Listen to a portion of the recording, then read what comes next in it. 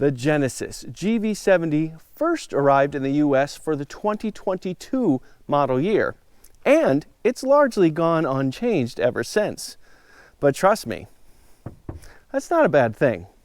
Let's take a closer look. Looking at the car from the front, you definitely see a familiar design language between this and the GV80, the larger of the two SUVs, not to mention the three sedans, the G70, 80, and 90.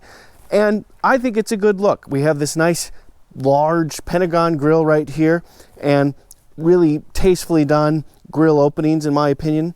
I like that the Genesis logo isn't overly huge. I think it's a tasteful size considering what we see in modern cars these days. And I think there's some interesting details as you go down. There's a lot going on in this lower bumper here. Interesting slot right here, and then this like vertical spoiler element with another lower spot right there. More grille openings and all of that. Also, because this is a sport trim, we do have this like dark chrome look here, and the front and rear fascias are a little bit different than the other GV70s.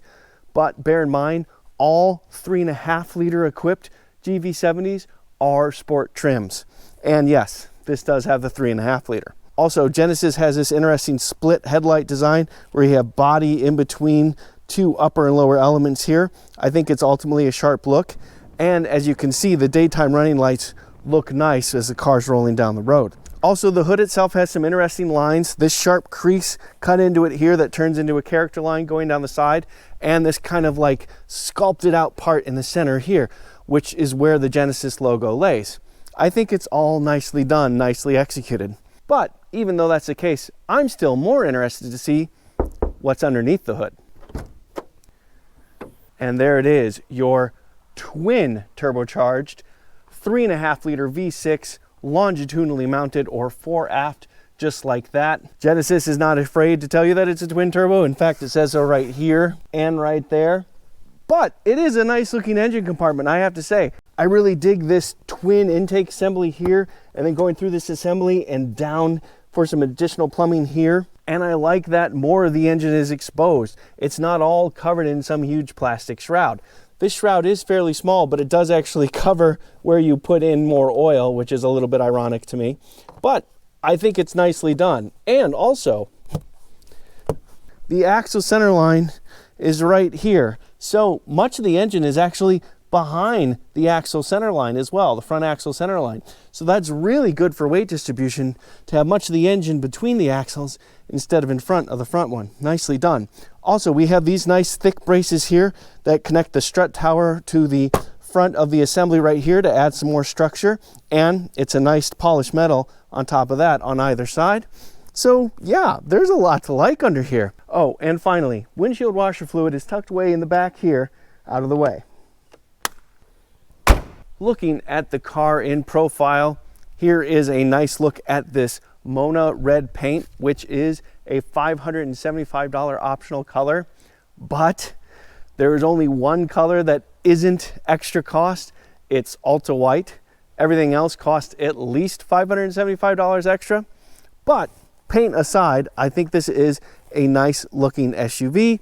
I mentioned that character line right here in the hood starts here, runs through right to the base of this window trim, which is this nice chrome. I think that's a nice touch. There's also another character line that starts right at the base of the hood and goes through the side view mirror covers and on down like this to the tail lights. I think that's a nice touch. I do like the gloss black for the roof rails right here, and you get some chrome at the top of the door handles as well, with the rest of it being body colored. I do think it's a pretty busy shape in profile, but I think it's a nicely executed shape as well. I will also go ahead and put the dimensions up on the screen so you can check that out, and let you know that I have a lot more information in the description. Also, while we're here,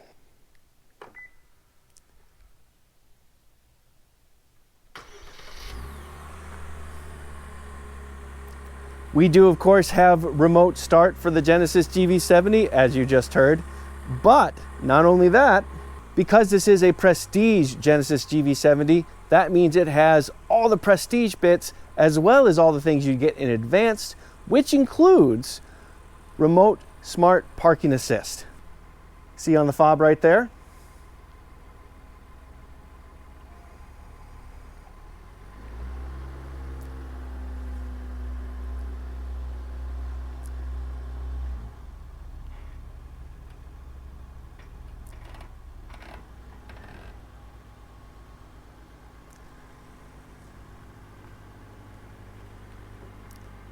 Perfect. There you go. If you want to fit your car in tight spaces, you can do it all, including starting the car with the key fob.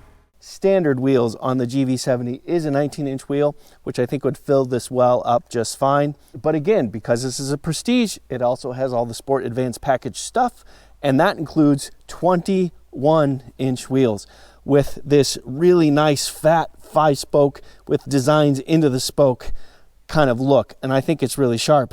Also, just to kind of put finishing touch on it, even though this is an SUV, we've got these big front calipers here too, and pretty darn decent rotors as well. And yes, this is a square setup. The wheel size in back is the same as what's in front. Looking at the car from the back, this has a little bit more of a rounded shape than the rest of the car. The rest of the car looks pretty angular and aggressive. This is just a little bit more rounded and bulbous. So for me personally, this is slightly less strong stylistically than the rest of the car, but it is still nice. And you do have a repeat of the bifurcated tail lights right here, very similar to the headlights. And this is where you can tell everybody that all GV70s are all-wheel drive and that yours is the larger 3.5 liter turbo V6. We do also have some interesting contrasts here. Some black right at the base of the roof-mounted spoiler, which you have for all that needed downforce. And we do have some interesting elements here and a faux rear diffuser here. It's not ideal because it's not real, but it's tastefully done. And yes, these are ultimately fake exhaust out-ear outlets right here, but the real tips are right inside, so it's not so bad. It's certainly less egregious than the worst offenders. And it also has a neat trick. Of course, you can open the tailgate with a key fob, and there's buttons inside as well. But almost hidden in the rear windshield wiper assembly is this button right here.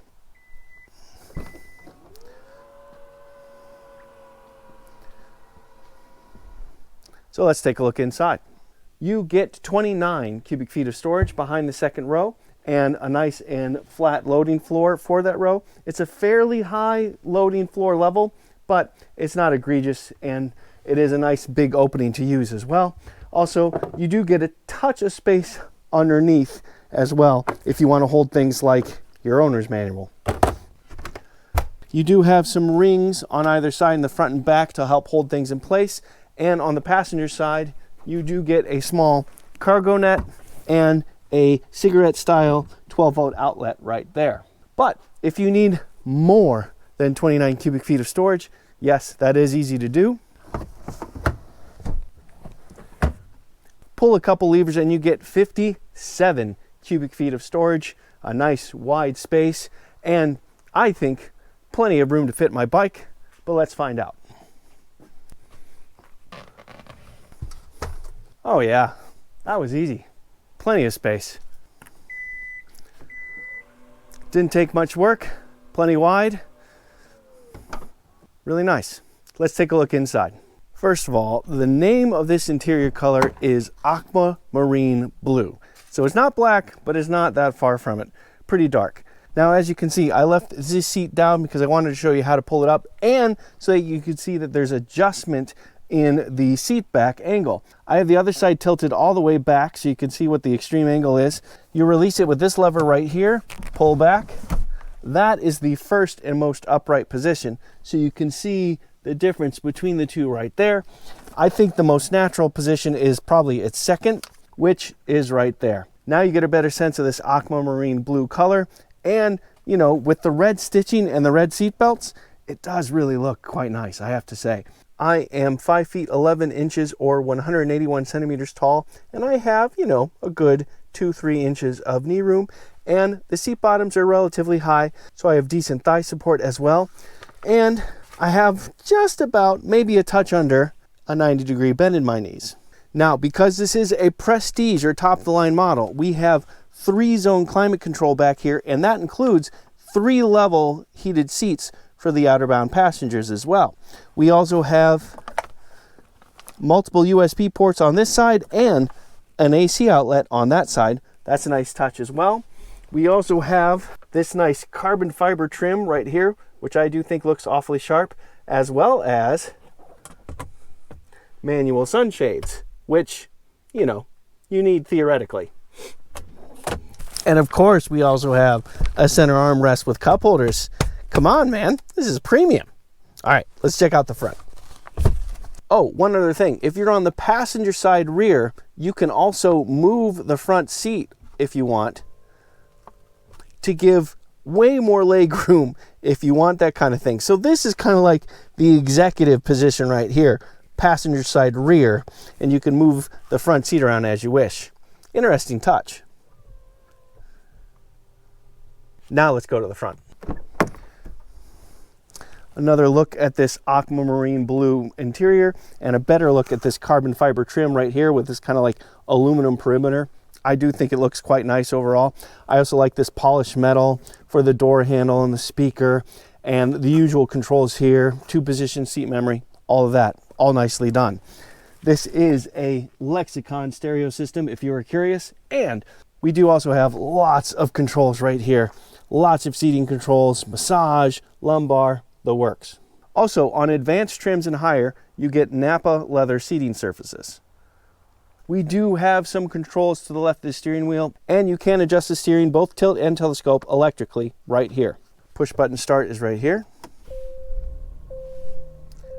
The standard instrument cluster is an 8-inch screen with analog gauges on either side, but because this is a prestige level Genesis GV70, we have a fully digital 12.3-inch screen. Standard equipment, however, is this super wide 14.5-inch center console touchscreen, and the controls for it is this lovely dial right here.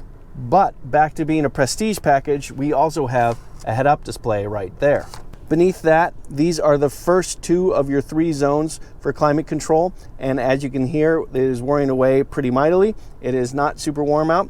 We also have heated and ventilated seats for both front passengers and a 2-level heated steering wheel as well.